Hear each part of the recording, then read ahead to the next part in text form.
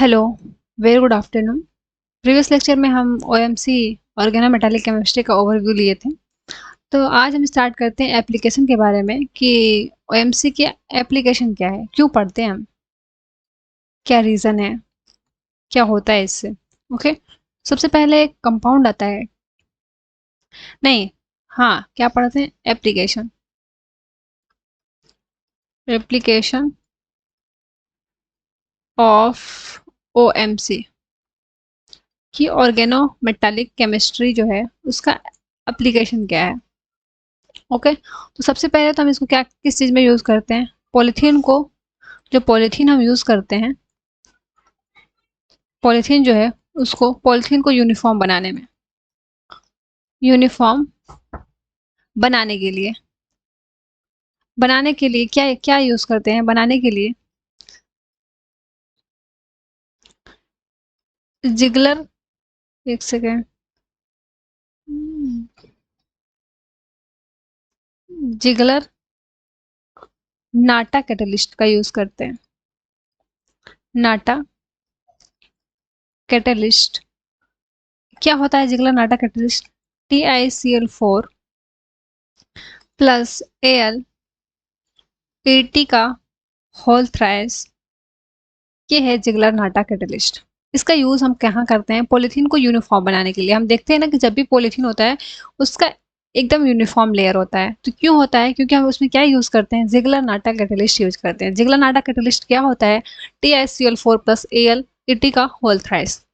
Okay, तो सबसे पहले हम यूज़ देख लेते हैं कहाँ कहाँ करते हैं। दूसरा हम यूज़ करते हैं मेडिसिन में यूज़ करते हैं। मेडिसिन में यूज़ करते हैं। किसमें यूज़ करते हैं? मेडिसिन में यूज़ करते हैं। कहाँ यूज़ करते हैं? सिस्प्लेटिन में यूज़ करते हैं। सिस ले सिस्प्लेटिन में यूज़ करते हैं। ये किस काम में आता है? ये एंटी कैंसरस ड्रग बनाने में काम आता है। एंटी कैंसर ड्रग बनाने में। ये कहाँ मेडिसिन में यूज़ करते हैं? Like cisplatin. सिस्प्लेटिन का यूज़ कहाँ करते हैं? एंटी कैंसरस ड्रग बनाने में हम यूज़ करते हैं सिस्प्लेटिन का। ओके, थर्ड हम यूज़ करते हैं रिएजेंट में यूज़ करते हैं। एक सेकेंड, रिएजेंट में यूज़ करते हैं। रिएजेंट लाइक अभी हम आगे पढ़ते हैं, जैसे RMGX हो गया, S ब्लॉक OMC के बारे में, RLI हो गया, या फिर R2CuLi हो गया। इसका हम यूज़ करते हैं रिएजेंट में। फोर्थ का हम यूज़ करते हैं, हम एडिटिव फ्यूल बनाने में यूज़ करते हैं। कहाँ यूज़ करते हैं? एडिटिव फ्यूल बनाने में यूज़ करते हैं। फ्यूल पेट्रोल में यूज़ करते हैं। एडिटिव फ्यूल पेट्रोल में। एडिटिव फ्यूल पेट्रोल में क्या किया जाता है? में ऐड किया जाता है। ऐड किया ऐड किया जाता है किस वजह से? स्लो और स्लो एंड, एक second, slow and smooth burning के लिए। स्मूथ बर्निंग के लिए। ओके, इसी को हम बोलते हैं, इसे हम क्या बोलते हैं? Anti knocking reagent. क्या बोलते हैं? Anti knocking reagent.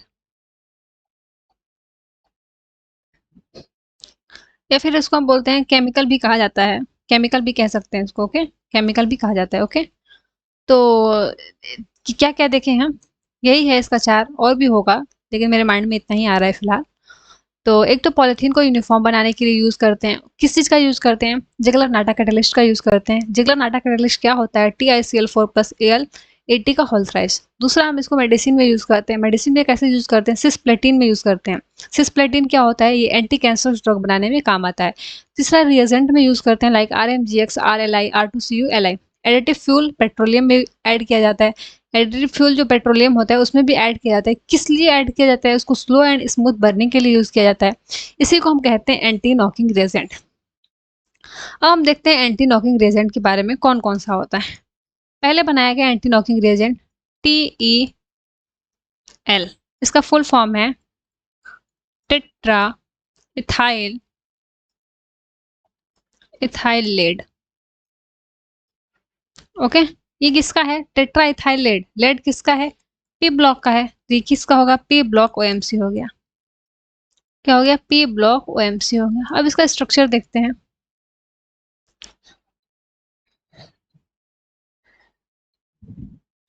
कि पीबी जो है लेड टेट्रा इथाइल, मतलब इथाइल ग्रुप, 1 2 3 1 4, ये क्या हो गया? टेट्रा इथाइल हो गया।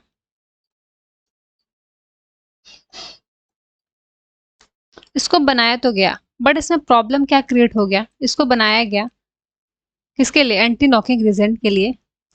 लेकिन इसमें प्रॉब्लम क्या क्रिएट हुआ कि पीबी जो है वो कार्सियोजेनिक होने लगा। क्यों होने लगा? क्योंकि पीबी जो होता है, ये पीबी जो होता है वो टोटली कंप्लीटली बर्निंग नहीं होता है, मतलब पूरा बर्न नहीं होता है। अगर बर्न नहीं होता है तो ये क्या बना लेता है? PB oxide.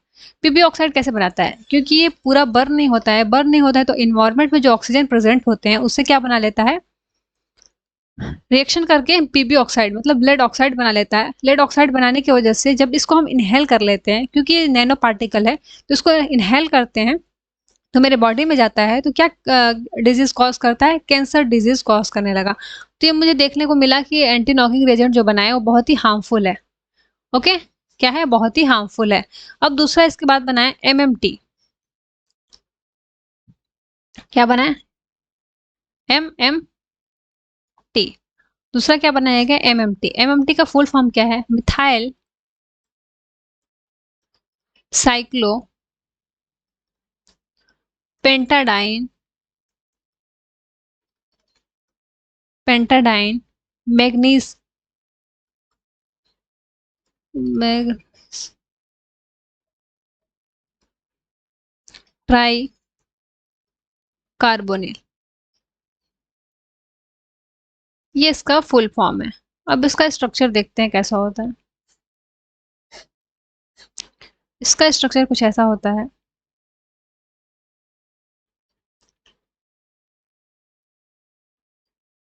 यहाँ से मैग्नीशियम ट्राई कार्बोनिल, मतलब 3 कार्बोनिल है। कार्बोनिल, दूसरा कार्बोनिल ऐसे लगा देते हैं। सी ट्रिपल बॉन्ड हो, तीसरा लगा देते हैं। Above the plane below the plane करके लगा दिए। C triple bond. और एक क्या है? Methyl cyclopentadiene. साइक्लोपेंटाडाइन है, मिथाइल लगा हुआ है। मिथाइल साइक्लोपेंटाडाइन और मैग्नीज ट्राई कार्बोनिल।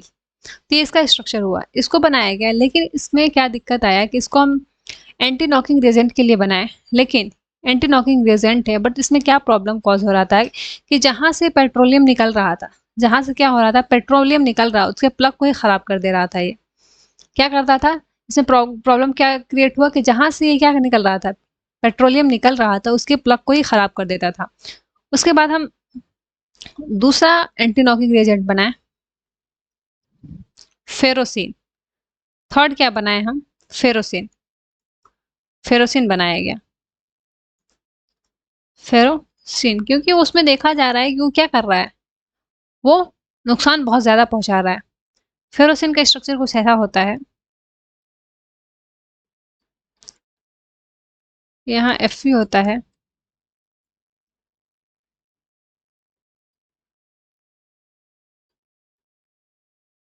ओके, ये क्या है? फेरोसिन है। करंटली इसी को यूज किया जाता है। Currently use as an anti knocking reagent. Anti knocking reagent. Okay, अब हम एक और देखते हैं। एक और होता है, टीबीटी होता है। इसके बारे में भी हम पढ़ लेते हैं कि इसका क्या काम होता है। टीबीटी, इसका फुल फॉर्म होता है बिस try butyl butyl tin oxide.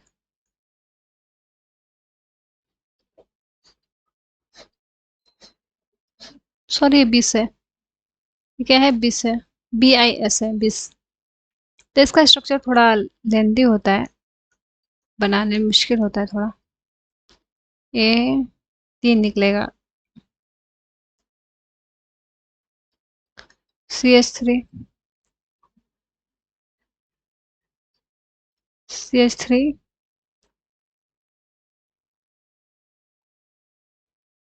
CH3,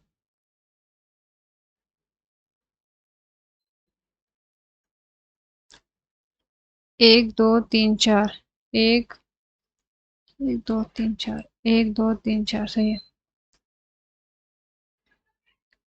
1 2 3 4, 1 2 3 4, 1 2 3 4, CH3। ये स्ट्रक्चर होता है, थोड़ा अच्छे से नहीं बन पाया है, अरेंज करके बनाइएगा, आप लोग को बनाना होगा तो। तो इसको यूज़ कहाँ करते हैं? इसका यूज़ करते हैं सीप का जो नीचे का भाग हमेशा पानी में रहता है, इसे सीप के नीचे वाले भाग को बैक्टीरिया और फंगस से बचाने के लिए यूज़ करते हैं। इसकी कोटिंग की जाती है। ओएमसी में इसकी कोटिंग की जाती है। इसी को एंटी फोलिंग पेंट बोलते हैं। ठीक है? इसका यूज़ कहाँ किया जाता है? जो सिप है उसके नीचे का भाग जो हमेशा पानी में रहता है, तो इसी का कोटिंग किया जाता है ताकि वो क्या रहे? सेफ रहे बैक्टीरिया और फंगस से। ओके? अब हम बात करते हैं, जब भी हम ऑर्गेनिक केमिस्ट्री की शुरुआत करें तो सबसे पहले मेरे माइंड में आता है स्टेबिलिटी के बारे में। कैसे देखेंगे कंपाउंड स्टेबल हो रहा है, इसमें क्या थ्योरी लगेगा? तो हम जनरली जो बात करते हैं ऑर्गेनोमेटालिक केमिस्ट्री में डी ब्लॉक एलिमेंट के बारे में बात करते हैं। जब भी ओएमसी की बात करें, यहाँ से मेरा स्टार्ट हो रहा है ओएमसी, वो तो एक ओवरव्यू था, एप्लीकेशन के बारे में था। ओएमसी में जब भी स्टेबिलिटी की बात करते हैं, स्टेबल जो देखते हैं, तो क्या देखते हैं? थर्मल स्टेबिलिटी की बात करते हैं। थर्मल स्टेबिलिटी की बात करते हैं। किसकी बात करते हैं? थर्मल स्टेबिलिटी की बात करते हैं। और थर्मल स्टेबिलिटी कब चेक होगा? देखते हैं कि उसका ऑक्टेट कंप्लीट है कि नहीं। ऑक्टेट कंप्लीट है नहीं। आज हम यहाँ पे बात कर रहे हैं कि डी ब्लॉक एलिमेंट का, तो हम देखेंगे कि डी ब्लॉक में 18 इलेक्ट्रॉन है कि नहीं। 18 इलेक्ट्रॉन रहेगा तो ऑक्टेट कंप्लीट रहेगा। ऑक्टेट कंप्लीट है तो थर्मल स्टेबल है। थर्मल स्टेबल है तो कंपाउंड क्या है? स्टेबल है। तो इसके बेसिस में हम देखेंगे कंपाउंड कितना स्टेबल है, कंपाउंड कितना अनस्टेबल है। ओएमसी जो है वो पूरा बेस्ड होता है थर्मल स्टेबिलिटी पर। इस पे रिएक्टिविटी का कोई इफेक्ट नहीं पड़ता है कि कोई कंपाउंड कितना थर्मल स्टेबल है तो कितना रिएक्टिव है, नहीं है, इसका कोई इफेक्ट इस पे नहीं पड़ता है। यहाँ पे सिर्फ हम चेक करते हैं थर्मल स्टेबिलिटी के बारे में कि कोई कंपाउंड हम देख रहे हैं, डी ब्लॉक का कोई भी कंपाउंड देख रहे हैं, तो कितना ज़्यादा स्टेबल है और कितना ज़्यादा अनस्टेबल है। आज जब हम when solid compound like compound like CO2CO8 अगर ये सॉलिड में है, CO2CO8 ऐसे ही लिखते हैं, एक second.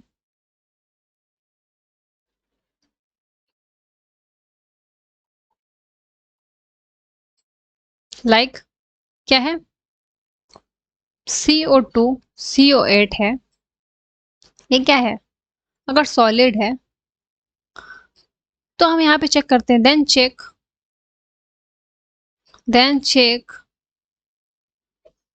CFT, crystal field theory check करते हैं जब कंपाउंड सॉलिड की बात हो। लेकिन जब कंपाउंड किस में हो? When compound solution, when solution compound, solution compound है लाइक क्या है? CO2CO8 जो है ये किस में है? सॉल्यूशन फॉर्म में अगर है, किसमें है? सॉल्यूशन फॉर्म में है अगर, तो यहाँ पे हम चेक करेंगे then check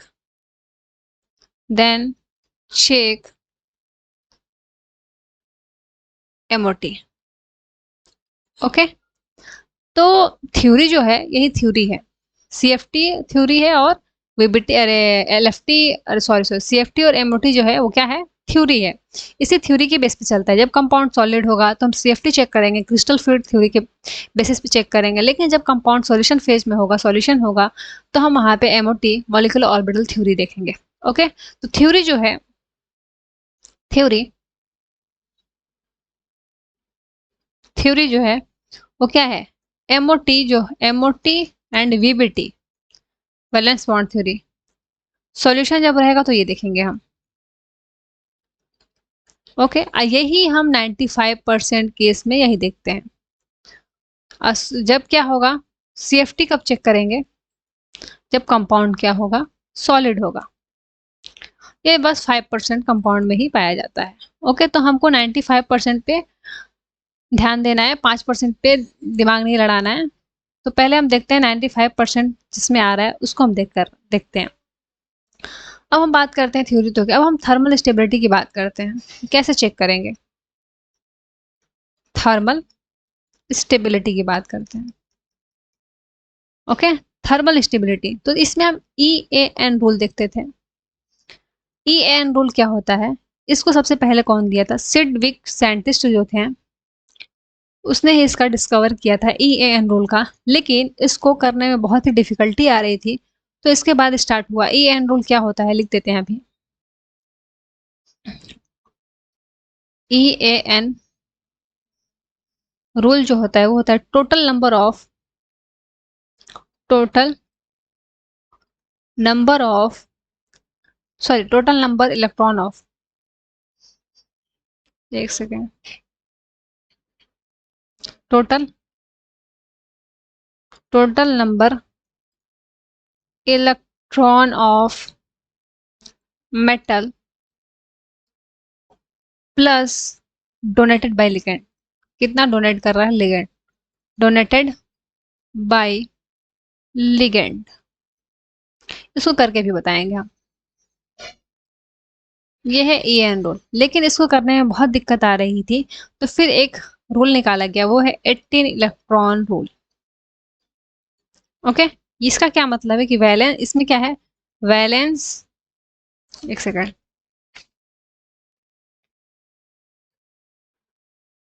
valence shell electron of metal plus donated by ligand,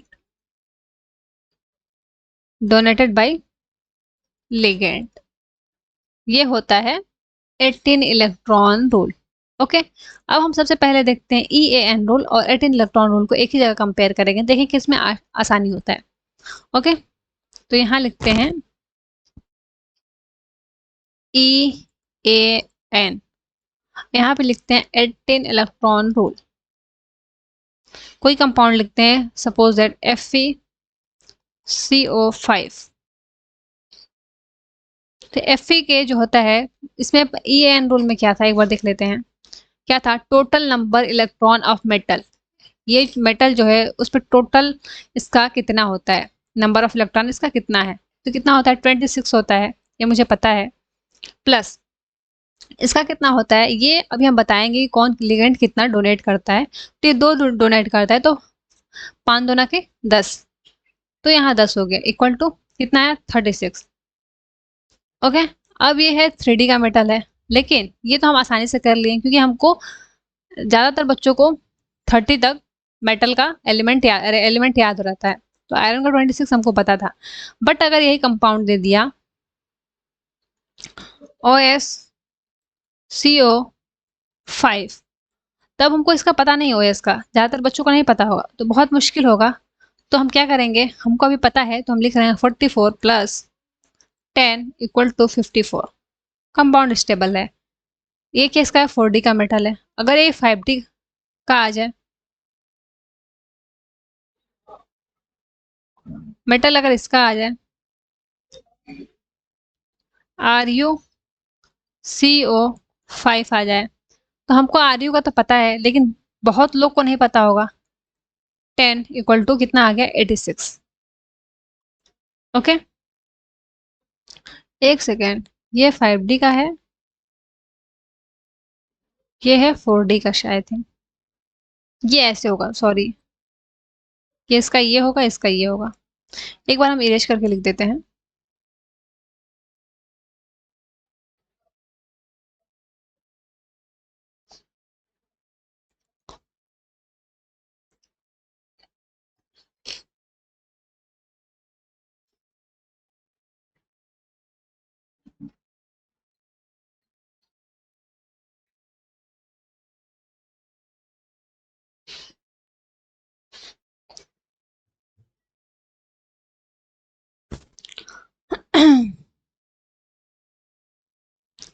यहाँ पे क्या था, electron electron of metal plus donated by ligand, ये था। यहाँ पे हम देखें क्या है, 3D का मेटल है तो यहाँ तो हम कर लें, लेकिन अगर ये 4D का आ जाए, 4D का लाइक RuCO5, तो RuCO5 4D का अगर आ गया तो क्या होगा, 44, हमको पता है 44 इसका Ru का जो इलेक्ट्रॉनों का संख्या होता है हमको पता है कि 44 होता है, लेकिन बहुत सारे बच्चों को नहीं पता होगा। तो इसका कितना आ गया, 54। वही अगर इसका और मेटल आ जाए OsCO5, तो ये बहुत लोगों को नहीं पता होगा, इसका होता है कितना, 76 प्लस 10 इक्वल टू 86।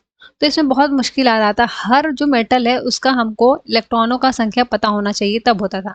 लेकिन यहाँ पे हम देखें कि आयरन जो है, आयरन का वैलेंस सेल में कितना इलेक्ट्रॉन आता है, 8 आता है, प्लस 5, इसका भी 10 होगा डोनेटेड बाय लिगेंड, तो 18 इलेक्ट्रॉन हुआ। लेकिन हम देख रहे हैं Fe के नीचे क्या आता है, Ru आता है, Ru के नीचे क्या आता है, OS आता है।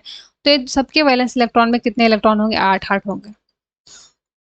तो इस तरीके से हम आसानी से कर लिए और मुझे पता भी चल गया कि कंपाउंड क्या है, स्टेबल है। ओके, तो इसीलिए जब इसमें बहुत डिफिकल्टी आने लगी तो आया 18 इलेक्ट्रॉन रूल। तो हम अब स्टडी करते हैं 18 इलेक्ट्रॉन रूल के बारे में। ओके, तो आई थिंक ये क्लियर हो गया होगा। अब हम एमओटी के बारे में बात करते हैं, कि हम बात किए हैं कि ज़्यादातर हम किस में देखते हैं, एमओटी में देखते हैं। 95% जो है थर्मल स्टेबिलिटी के बारे में जो था वो एमओटी और वीबीटी पे बेस्ड था। तो एमओटी में हम देख रहे हैं, एमओटी के बेसिस पे मॉलिक्यूलर ऑर्बिटल थ्योरी में हम अगर 18 इलेक्ट्रॉन रूल की बात करें तो 3 में देखते हैं। एक तो अगर कंपाउंड क्या हो, ऑक्टाहाइड्रल हो, दूसरा देखते हैं टेट्राहाइड्रल में, तीसरा देखते हैं ट्राइगोनल बाई पिरामिडल में। ओके, इसमें हम क्या चेक करते हैं, 18 इलेक्ट्रॉन रूल देखते हैं, किसके लिए, थर्मल स्टेबिलिटी के, थर्मल स्टेबिलिटी के लिए। ओके, लेकिन एक चीज याद रखना है कि स्क्वायर प्लेनर आ गया और स्क्वायर स्क्वायर पिरामिडल आ गया। स्क्वायर प्लेनर और स्क्वायर पिरामिडल आ गया। तो यहाँ पे हम देखते हैं 16 इलेक्ट्रॉन अगर आएगा, यहाँ पे 16 इलेक्ट्रॉन, सॉरी 16 इलेक्ट्रॉन रूल देखते हैं। यहाँ पे 16 इलेक्ट्रॉन रूल रहेगा तो कंपाउंड क्या होगा, थर्मली स्टेबल होगा, थर्मली थर्मल स्टेबल होगा। थर्मल स्टेबिलिटी देखते हैं, ठीक है, थर्मली स्टेबल होगा। ओके, अब हम बात करते हैं, आज के लिए इतना ही रहने देते हैं। अब नेक्स्ट लेक्चर में बात करेंगे रूल के बारे में, कि रूल क्या होता है, डी मेटल के बारे में। तो रूल के बारे में नेक्स्ट लेक्चर में बात करेंगे, आज इतना ही रहने देते हैं। Thank you.